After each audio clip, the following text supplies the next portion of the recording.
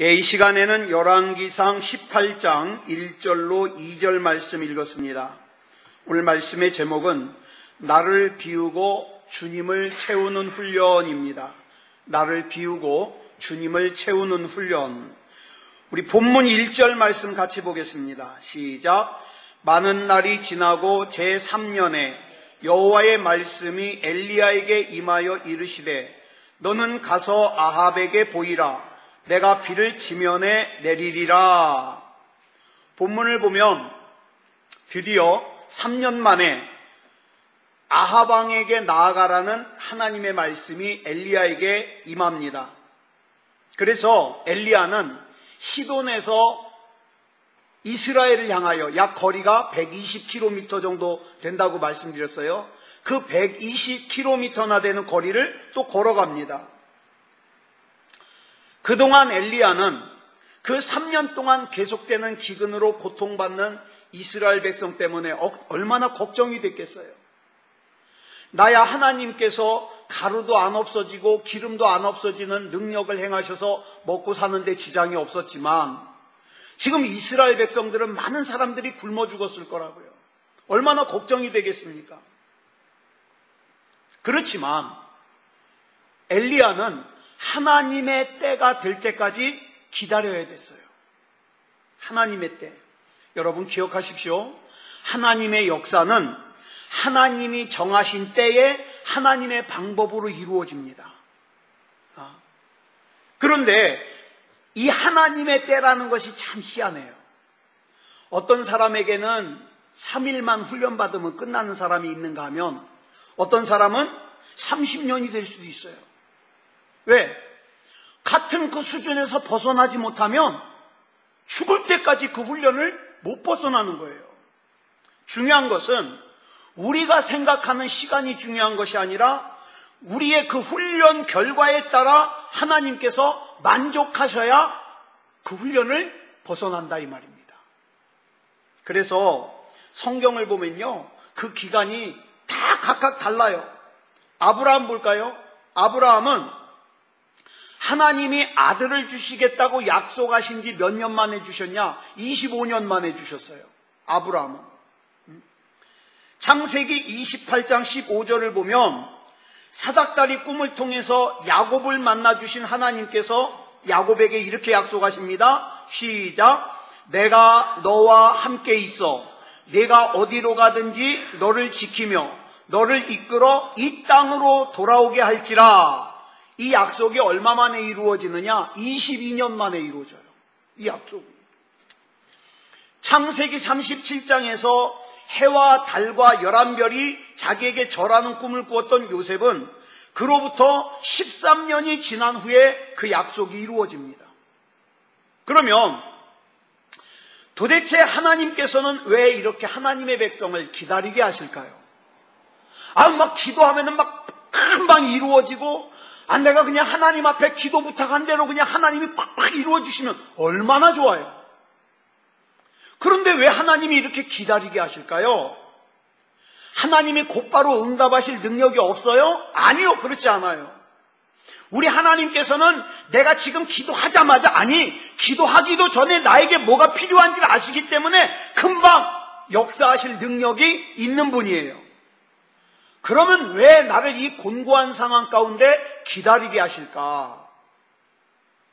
하나님께서는 저와 여러분이 비우기를 원하셔요. 비우기를. 내 힘, 내 경험, 내 능력, 내 생각, 이걸 비우기를 원하셔요. 이것이 내 속에 가득 차 있잖아요?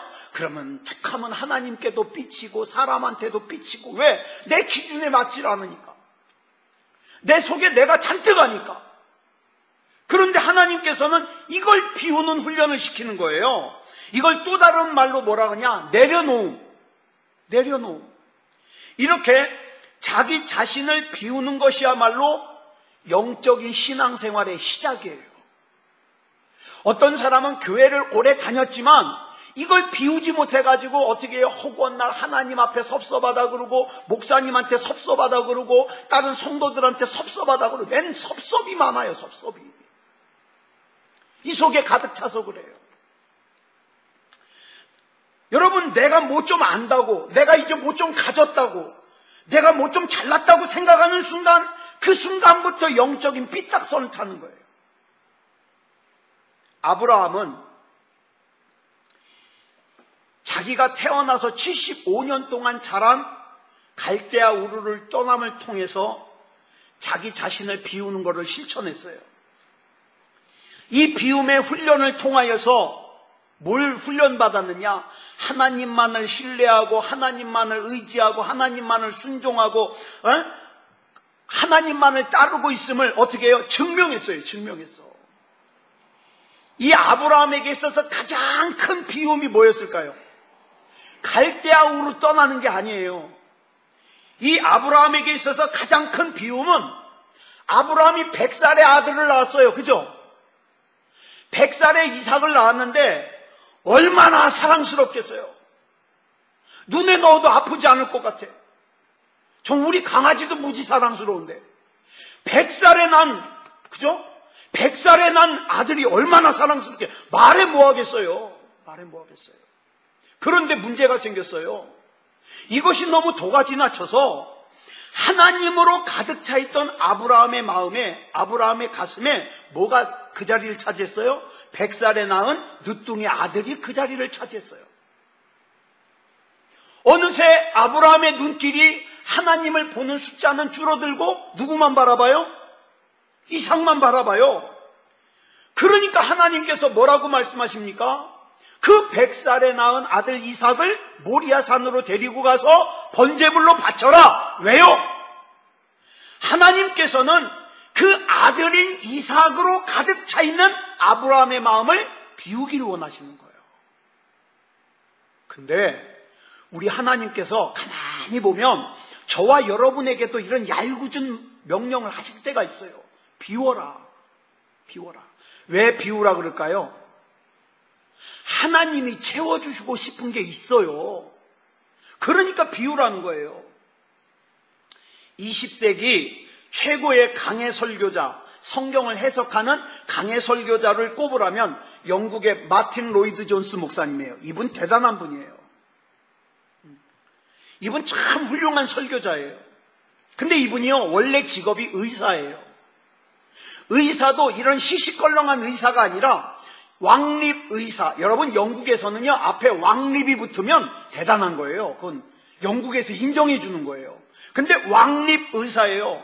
그러니까 뭐예요? 최고의 권위와 최고의 실력을 인정받는 의사예요. 이 목사님이 대단한 의사예요. 그래서 가만히 있으면 명예와 돈과 실력을 다 거머쥘 수 있는 그런 자리예요. 그런데 이분이 어느 날 목사로 부르심을 받았어요. 목사하래요, 하나님이. 그래가지고 목사하기로 작정을 한 것도 참 대단한데, 이 마틴 로이드 존스 목사님이 어떻게 생각을 했느냐? 야, 나는 왕립의사 출신이니까 내가 아픈 사람들 몸을 고쳐주면서 내가 목회를 하면은 정말 하나님 앞에 영광이 될 거야. 이렇게 생각을 했어요.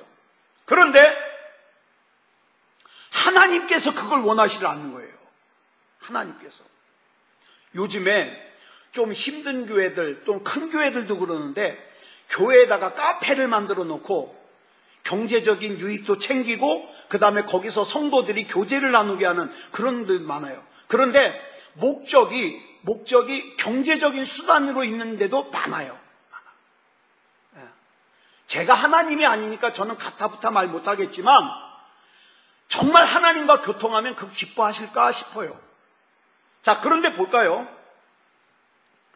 하나님께서 이 마틴 로이드 존스 목사님에게 너는 의사로서의 모든 것을 비워라.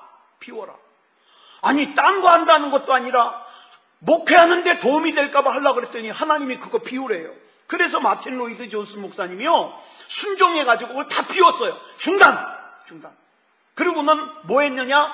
오로지 하나님 말씀 준비하는 데 집중한 거예요. 그랬더니요, 하나님께서 이 마틴 로이드 존스 목사님에게 놀라운 설교의 능력을 주셔가지고 정말 하나님이 귀하게 사용하시는 그런 목사님이 된 거예요. 여러분, 하나님께서 나에게 비우라고 명령하실 때 그걸 비우는 것이 진짜 능력이에요. 진짜 능력. 1996년도에 곽선희 목사님이요, 소망교회 곽선희 목사님이 프린스턴 대학에서 상을 받았어요. 그리고 나서는 이 곽선희 목사님이 미국의 훌러 신학교를 나왔는데, 이 훌러 신학교에 온 길이니까, 미국에 온 길이니까 잠깐 들렀어요. 그랬더니 그 훌러 신학대학의 학장이 곽선희 목사님에게, 목사님, 우리 학교에 석좌 교수를 한 분 세우려고 그러는데, 석좌 교수 한 분을 세우는데 100만 불이 들어갑니다. 이거를 목사님과 목사님의 교회에서 좀 기증해 주셨으면 좋겠습니다 하고 요청을 받았어요. 석좌 교수가 뭐냐면, 대학에 있는 석좌 교수가 뭐냐면, 기업이나 개인이 기부한 돈으로 탁월한 학문적인 업적을 이룬 석학, 똑똑한 교수를 갖다 초빙해가지고 이 사람이 딴 거 신경 쓰지 않고 그 연구에만 몰두할 수 있도록 지원해 주는 거예요. 그 학교에서. 이게 석좌 교수예요. 그러니까 대단한 거죠. 자, 이 요청을 받고 미국에서 돌아오신 곽선희 목사님이 이 문제를 놓고 기도하다가, 여러분 잘 아시는 참존 화장품의 그 김광석 장로님, 그 참존 화장품의 회장님이죠. 김광석 장로님을 불러가지고 같이 의논을 했어요. 장로님, 이러이런 문제가 있는데 어떻게 하면 좋겠습니까? 이 당시에 100만 불은요, 지금으로 하면 약 8억 4천이에요. 우리 돈으로 말하면. 그 당시에. 지금은 더 많죠. 예? 근데 이 당시에 100만 불이면 8억 4천만 원인데, 김광석 장로님도 그 돈이 없잖아요. 그래가지고, 예, 알겠습니다. 그리고 대답은 하고 나와서 이제 자기 건물 하나 있는 걸 팔아서 그 돈을 만들려고 내놨어요. 근데 그때 마침 뭐가 왔느냐? IMF가 온 거예요. 그래가지고 건물은 팔리지 않고 환율만 뛰어가지고 8억 4천만 원이었던 게 뭐가 됐냐? 100만 불에 9억 4천만 원이 된 거예요. 1억을 더 보내야 돼요. 1억을. 그래서 안 되겠다 싶어가지고 이 장로님이 그 팔려고 내놨던 건물을 은행에 담보를 잡히고서 대출을 받았어요. 9억 4천만 원을. 그래가지고 미국의 플러신 학교로 보냈습니다. 근데 이 장로님이 이렇게 큰 돈을 갖다가 거침없이 하나님 앞에 내놓을 수 있었던 이유는, 이 평소에 이분이 11조를 잘해요. 11조를. 근데 예전에 이런 일이 있었답니다. 이분의 책을 보니까 11조 생활을 잘하고 있는데 어느 날 어떤 친구가, 이제 신앙생활하는 친구인 것 같아요. 자네 11조 제대로 내고 있나? 물어봐요. 그래서 이 김광석 장로님이 11조 제대로 내고 있지. 그랬더니 하는 말이, 그래? 그렇다면 자네야말로 말라기 3장 10절에 11조를 하나님 앞에 11조로 하나님을 시험해보라 그랬으니까 자네는 시험해볼 자격이 있네? 이렇게 농담을 하는 거예요. 웃자고 한 소리죠. 근데 이분은 웃자고 농담을 한 건데, 김광석 장로님은요, 진짜 한번 시험을 해볼까? 이런 생각이 드는 거예요. 그래가지고 무슨 결정을 했냐? 그럼 내가 10의 2조를 한번 해보자. 10의 2조. 그래가지고 10의 2조를 했어요. 근데 오래 기다릴 것도 없이 그 달이 지나가기 전에 기적 같은 일이 일어났는데, 이 참존 화장품이 그 전까지는 한 달 매출이 1억이었는데 10의 2조를 하고 나니까 8억이 된 거예요. 8억. 8배. 근데 놀라운 게, 우리 같으면 어떻게 하겠어요? 이야! 8억! 잘 됐다! 그러는데 김광석 장로님이요, 두려움을 느꼈대요. 두려움을. 야, 내가 이런 하나님을 테스트하다니. 하나님, 다시는 하나님 시험하지 않겠습니다. 회개했다는 거예요. 자, 그런 훈련을 받았기 때문에 100만 불, 9억 4천만 원을 갖다가 선뜻 보낼 수 있었던 거죠. 근데 놀라운 일이 있어요. 김광석 장로님이 그 100만 불, 9억 4천만 원을 보내고 나서 얼마 있지 않아서, 여러분 아실 거예요. 그 MBC에서 했던 성공시대 있죠. 거기에 나온 거예요, 이분이. 근데 이분의 간증을 들어보니까 성공시대 출연하고 나서 매출이 얼마가 늘었냐. 자기가 벌어놓은 돈이요, 그 그 다음 그 해인가 다음 달인가 하여튼 자기가 미국에 보낸 돈의 수십 배를 벌었다는 거예요. 수십 배를. 얼마인지 모르겠어요. 수십 배를 벌었대요. 지금 이 이야기를 하는 것은 부자가 되기 위해서 11조를 많이 하라는 뜻으로 말씀드리는 거 아니에요. 오해하지 마세요. 많은 사람들이 11조를 돈 놓고 돈 먹기로 알아요. 내가 하나님 앞에 많이 투자하면 많이 받을 거야. 그런 생각하지 말아요. 그러면 하나님이 그 중심을 알고 어떻게 더 안 줘요. 지금 이 말은 그런 말이 아니라 하나님 앞에서 나를 비워라. 나를 비워라. 내려놓으라는 거예요. 여러분, 장사하는 사람이 제일 내려놓기 어려운 게 뭘까요? 장사하는 사람이. 돈이에요. 장사하는 사람만 그렇겠어요? 우리 다 그래요. 내려놓기 어려운 게 돈이에요. 그런데 하나님께서 장사하는 사람인 김광석 장로님에게 제일 내려놓기 어려운 돈을 내려놓으라는 거예요. 돈을. 그래서 거기에 순종했더니 하나님이 책임지시더라. 여러분, 하나님께서는 엘리야의 속을 비우기 위해서 3년 동안 훈련을 시키셨어요. 3년 동안. 그 훈련의 과정을 한마디로 정리하면 뭐예요? 기다림과 순종이에요. 기다림과 순종. 다시 한번 말씀드립니다. 하나님의 역사는 하나님이 정하신 때에 하나님의 방법으로 이루어집니다. 내가 하나님 앞에 기도했으면 너무 졸르지 말아요. 하나님은 하나님의 때에 하나님의 방법으로 하나님의 일을 반드시 이루십니다.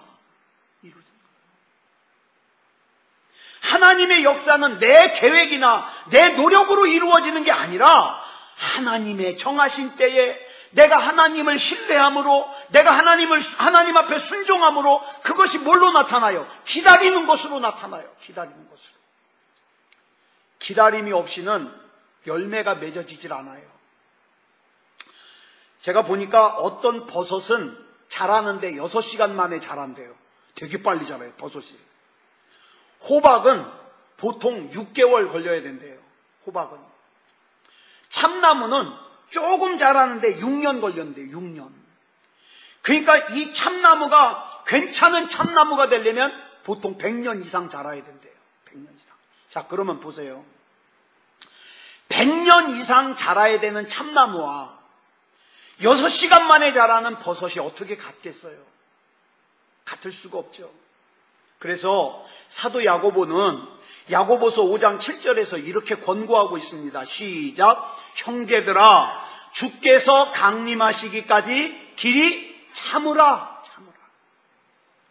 언제 이루어질지 모르는 주님의 역사, 언제 우리 앞에 펼쳐질지 모르는 주님의 섭리를 에이, 내가 이렇게까지 기다렸는데 아무 일도 안 일어나. 아이, 나 내 맘대로 살 거야. 그리고 하나님을 떠나지 말고, 예배를 떠나지 말고, 기도를 떠나지 말고, 길이 참으라. 이것이 바로 오늘 본문 말씀이 주시는 교훈이에요. 신약성경 누가복음 4장 14절로 15절을 보면 예수님이 능력을 행하신다는 소문이 이스라엘 전역에 퍼졌어요. 그런데 이스라엘 중에서 유독 한 곳만이 예수님을 인정하지 않아요. 그곳이 어디예요? 16절에 보니까 예수님의 고향인 나사렛이에요. 예수님의 고향인 나사렛. 이유가 뭐예요? 나 저 예수라는 사람 내가 어려서부터 봤다는 거예요.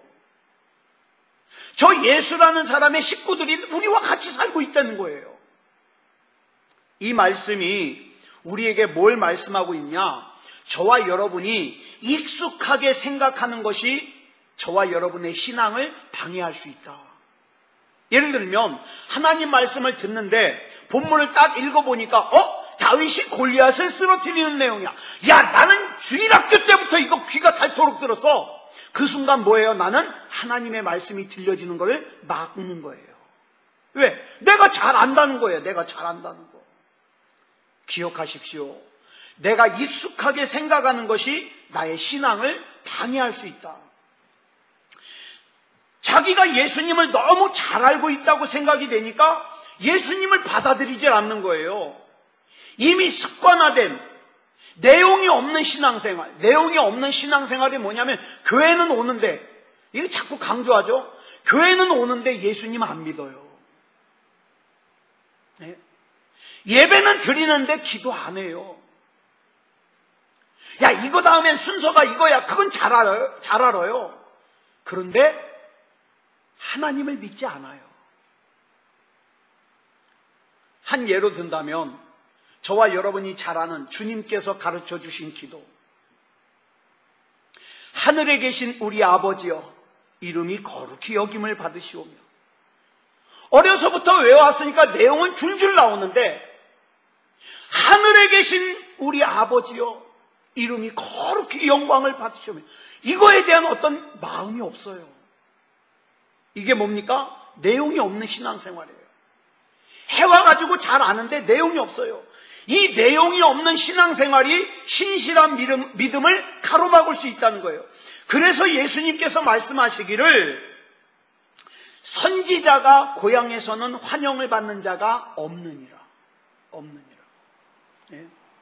예를 들어서 우리 종덕이가 이제 훌륭한 목사님이 돼가지고 이창원 목사 대신에 이제 세수만교회 목사가 돼가지고 딱 강단에 섰어요.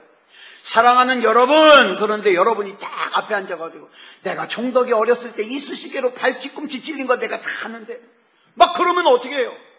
그러한 선입견들이 뭐 어떡합니까? 하나님 말씀을 가로막는다 이 말이에요. 그걸 경계하는 거예요. 그걸. 예수님께서 이 말씀을 하시면서 언급하시는 사건이 뭐냐? 바로 사르밧 사건이에요. 엘리야 시대에 3년 6개월 동안 기근이 있었는데 그때 구원받아야 할 불쌍한 과부가 이스라엘에도 많았어요. 이스라엘에 과부가 없었겠어요? 많았어요. 그렇지만 엘리야 선지자가 오직 누구에게 보냄을 받았어요? 그 이방인 시돈 땅에 살고 있는 사르밧에 사는 과부에게 보냄을 받았어요. 엘리사 때도 마찬가지예요. 이스라엘에 문둥병자가 많이 있었겠죠. 없었겠어요? 많이 있었겠죠. 그렇지만 오직 고침을 받은 문둥병자는 누구밖에 없다? 아람 나라의 군대 장관 나하만밖에 없다. 자, 그러면 이 말씀의 교훈이 뭐예요? 사르밧의 여인과 나하만 장군의 공통점이 뭐예요? 둘 다? 그렇죠. 이방 사람이에요. 이방 사람. 뭘 지금 말씀하시고 있느냐? 하나님께서는 저와 여러분에게 마땅히 복을 주기를 원하셔요. 하나님께서는 저와 여러분을 마땅히 책임지기를 원하셔요. 그러기 위해서는 저와 여러분이 하나님의 메시지를 받고 그 말씀을 신뢰하고 그 말씀에 순종하고 그리고 하나님의 뜻대로 살아야 되는데 하나님의 계획과 복을 담은 그 사람이 하나님의 말씀을 무시하네. 예배 드릴 때 하나님이 말씀을 주셔도 그 말씀에 대하여 전혀 움직이지를 않으네. 그러면 어떻게 한다고요? 하나님이 그 약속된 사람에게 주려고 계획했던 하나님의 복과 메시지를 누구에게로 흘려보낸다? 이방인에게로 흘려보낸다. 근데 이 이야기를 듣고 유대인들이 기분이 나빠요, 좋아요? 나빠요. 자기에게 올 복을 갖다가 이방인에게 흘려보낸다니까 기분이 나빠요. 그래가지고 예수님을 낭떠러지로 끌고 가가지고 밀어서 떨어뜨려 죽이려고 그래요. 네. 여러분 기억하세요. 마땅히 하나님의 복을 누려야 될 사람들, 마땅히 하나님의 메시지를 받아야 될 사람들이 하나님의 복을 무시하고 하나님의 메시지를 무시하면 하나님은 그걸 어떻게 해요? 다른 곳으로 흘러가게 만드신다. 자, 그러면 이스라엘에게 돌아가야 될 복과 메시지를 저 사르밧과 이방 땅으로 흘러가게 만드신 이유가 뭘까요? 이유가 유대인들이 제사를 안 지내서 그래요? 아니요. 유대인들은 계속 열심히 제사 지내요. 그러면 유대인들이 제물을 안 드려서 그래요? 아니요. 여전히 제물 드리면서 제사 지내요. 유대인들은요 제사도 꼬박꼬박 드렸고요. 그 다음에 제물을 태우는 그 번제의 연기도 끊임없이 올라갔어요. 그런데 왜 예수님께서 그 이스라엘을 향한 복을 옮기시고 메시지를 옮기셨을까요? 가장 중요한 게 빠졌어요. 뭐가 빠졌어요? 마음이 빠졌어요. 마음이. 사무엘상 15장 22절에 보면 이런 말씀이 나오죠. 시작. 사무엘이 이르되 여호와께서 번제와 다른 제사를 그의 목소리를 청종하는 것을 좋아하심같이 좋아하시겠나이까. 순종이 제사보다 낫고 듣는 것이 수양의 기름보다 나으니. 그랬습니다. 또 시편 51편 16절로 17절에 보니까 이렇게 말씀하고 있어요. 시작. 주께서는 제사를 기뻐하지 아니하시나니 그렇지 아니하면 내가 드렸을 것이라. 주는 번제를 기뻐하지 아니하시나이다. 하나님께서 구하시는 제사는 상한 심령이라. 하나님이여 상하고 통회하는 마음을 주께서 멸시하지 아니하시리이다.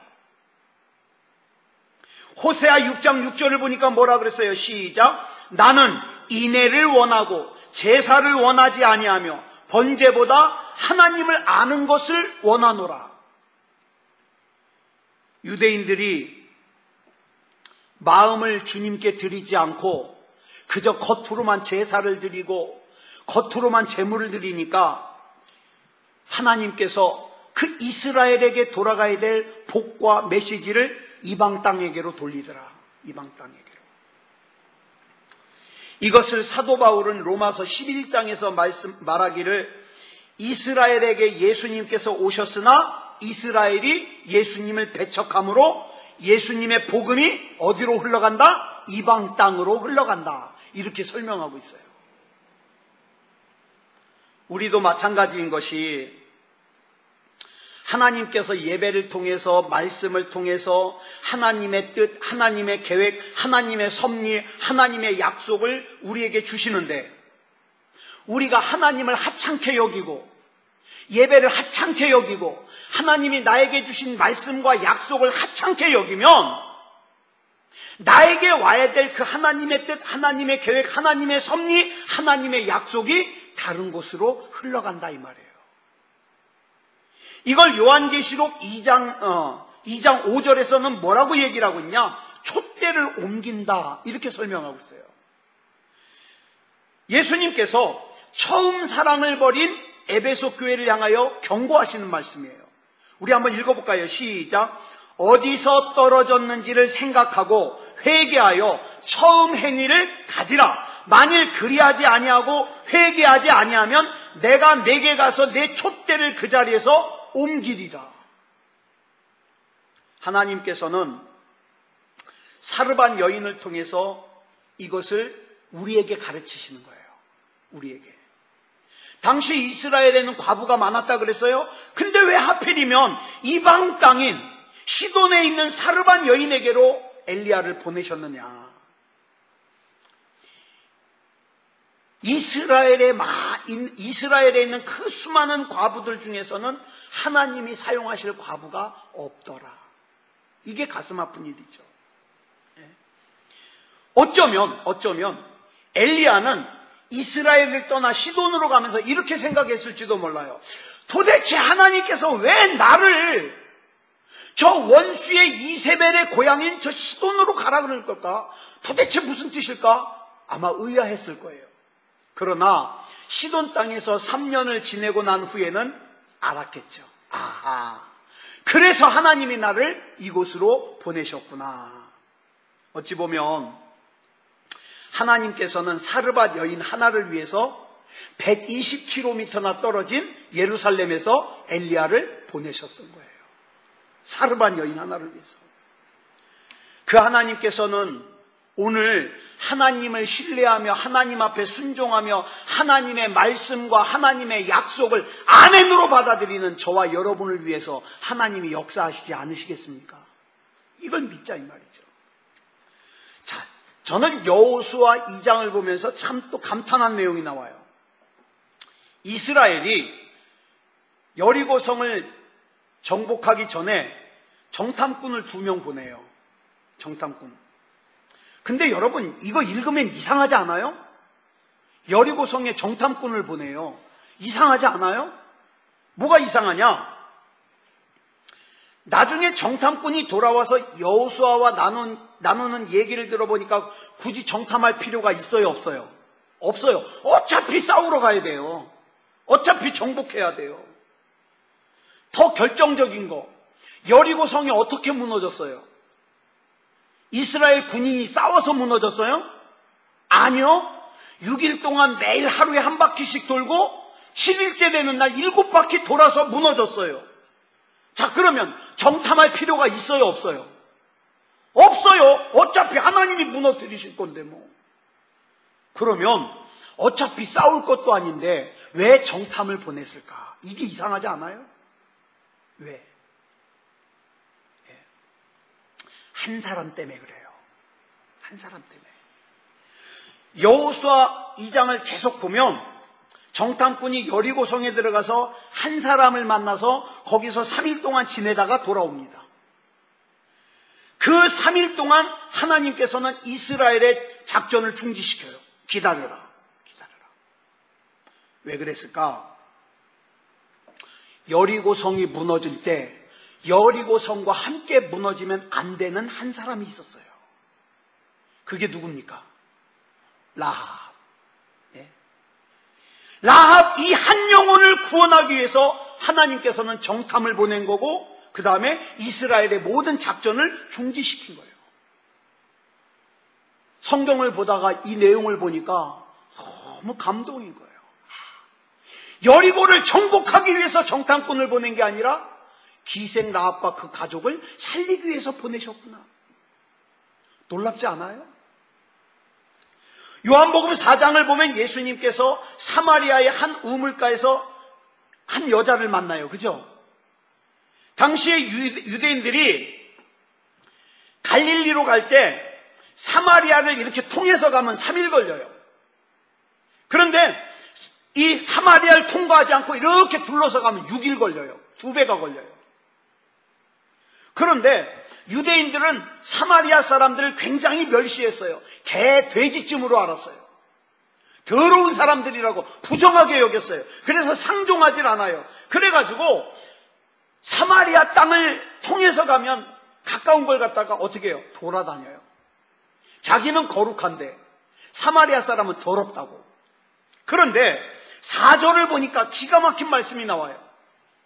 4절을 보니까 예수님께서 뭐라 그러셔요? 시작. 사마리아를 통과하여야 하겠는지라. 자, 보세요. 예수님께서는요, 지름길로 가기 위해서 사마리아로 가신 게 아니라 사마리아를 통과하시는 것이 예수님의 목적이에요. 이 말씀을 보니까. 왜요? 이게 중요해요. 왜요? 예수님은 사마리아를 지나가는 게 목적이 아니라 사마리아에 살고 있는 한 여인을 만나는 게 목적이에요. 그래서 주님께서는 이 여인을 만나기 위해서 여인이 물길로 나오는 시간에 맞춰서 가셨어요. 근데 그 시간은요, 한낮이라 사람들이 너무 더워가지고 밖에 안 나오는 시간이에요. 그러나 예수님은 그 불편한 시간에, 다른 사람들은 더워서 밖에 안 나오는 그 시간에 이 여인을 만나기 위해서 그 불편한 시간에 사마리아를 관통해서 그 우물가에 찾아오셨더라 이 말이에요. 여러분, 이 사르밧 여인에게 엘리야를 보내신 하나님께서 저와 여러분을 구원하셨습니다. 여리고성에서 살던 기생 라합을 구원하기 위해서 정탐꾼을 보냈던 하나님께서 저와 여러분의 속사정을 다 알고 계십니다. 이창원 목사는 몰라요. 여러분 속사정 저한테 얘기 안 하면 전 몰라요. 근데 하나님은 다 아셔요. 사마리아 수가성에 살고 있던 그 이름 모를 한 여인을 구원하기 위해서 일부러 다른 유대인들은 들어가기를 꺼려하는 그 사마리아를, 예수님께서는 그 사마리아를 지나가는 걸 목적으로 삼으셔요. 그 주님께서 이 시간 저와 여러분과 함께 계셔요. 그러니까 여러분 다른 거에 속지 마세요. 나는 섭섭한 일이 있었어, 기분 나쁜 일이 있었어, 오늘은 내가 분위기가 예배가 안 돼, 기도가 안 돼, 이런 거에 속지 마세요. 이것만 생각하세요. 사르밧으로 엘리야를 보낸 하나님, 여리고성으로 기생 라합을 구원하기 위해서 정탐꾼을 보내신 하나님, 사마리아 여인을 구원하기 위해서 예수님이 직접 가신 주님, 이 시간 나를 붙잡아 주시옵소서. 나를 책임져 주시옵소서. 우리 가정을 책임져 주시옵소서. 우리 교회를 책임져 주시옵소서. 이게 기도죠. 이렇게 기도할 수 있는 저와 여러분이 되기를 그리스도 예수님의 이름으로 축복합니다. 기도하겠습니다. 사랑의 하나님, 감사합니다. 오늘 이 시간에 이제 자기 안에 있던 것을 다 비우게 하신, 엘리야로 하여금 다 비우게 하신 하나님께서 이제 그 안에 하나님의 능력을 채우시고, 하나님의 계획을 채우시고, 하나님의 섭리를 채우시고, 하나님의 인도하심을 채우심을 우리가 살폈습니다. 사랑의 아버지 하나님, 우리 역시도 내가 뭘 하겠다고, 내 생각에는, 내 느낌에는 이거 강조하지 말게 하시고, 주여 내 자신을 다 비워내게 하시고, 하나님의 계획을, 하나님의 섭리를, 하나님의 인도하심을, 하나님의 은혜를 담게 해 주시옵소서. 사랑의 아버지 하나님, 별일도 아닌 일에 마귀에게 꼬여서, 마귀에게 속아서 끌려다니지 말게 하시고, 오로지 나를 주목하시는 하나님 앞에 내가 어떻게 하나님을 기쁘시게 할까? 하나님 앞에서 내가 어떻게 믿음다운 믿음일까? 나의 기도가 어떻게 하면 하나님 앞에 향기나는 기도가 되어서 상달될까? 이것을 생각할 수 있는 우리가 되게 해 주시옵소서. 이 밤에 우리 하나님께서 붙잡아 주시고 인도해 주시고 역사해 주실 줄 믿사오며 그리스도 예수님의 이름으로 간절히 기도드려 싸움나이다. 아멘.